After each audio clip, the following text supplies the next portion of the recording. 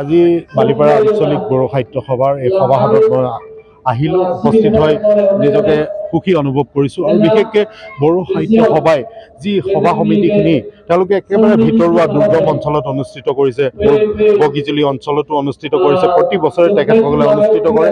তাৰ পৰা বড়ো সাহিত্য সভাই আচলতে নিজৰ জাতি জনগোষ্ঠীৰ কথা চিন্তা কৰি পেলাই এই জনগোষ্ঠীটোক পিছপৰা জনগোষ্ঠীটোক শৈক্ষিক দিশত, সাংস্কৃতিক দিশত আৰু অৰ্থনৈতিক দিশত, সামাজিক দিশত প্ৰতিটো দিশত আগুৱাই লৈ যাবৰ কাৰণে যথেষ্টখিনি চৰ্চা কৰিছে, চিন্তা কৰিছে।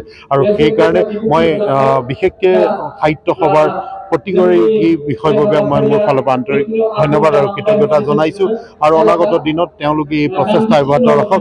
আজি 1952 চনৰ 16 নৱেম্বৰত প্ৰতিষ্ঠা লাভ কৰা এই বড়ো সাহিত্য সভাই আজি 2024 অতিক্ৰম কৰিলে। আজি বড়ো জনগোষ্ঠীটো আমি সকলোৱে জানো এটা পিছপৰা জনগোষ্ঠী আছিল, কিন্তু আজি আহি পেলাই এই জনগোষ্ঠীৰ এই সাহিত্য সভা বা এই বড়ো যি আমাৰ ছাত্ৰ সংগঠন আছে তাৰ কাৰণে আচলতে তেওঁলোকৰ প্ৰচেষ্টা, জাতীয় সংগঠনবোৰৰ প্ৰচেষ্টাত আজি বড়ো ভাষাই স্বীকৃতি লাভ কৰিছে।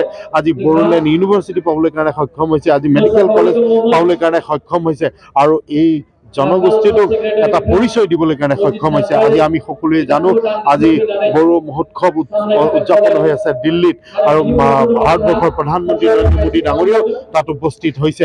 নিশ্চিতভাৱে আজি যি সন্মান এই জনজাতীয় লোকসকলে পাবলৈ কাৰণে সক্ষম হৈছে, ভাৰতীয় জনতা পাৰ্টী চৰকাৰৰ দিনত পাবলৈ কাৰণে সক্ষম হৈছে।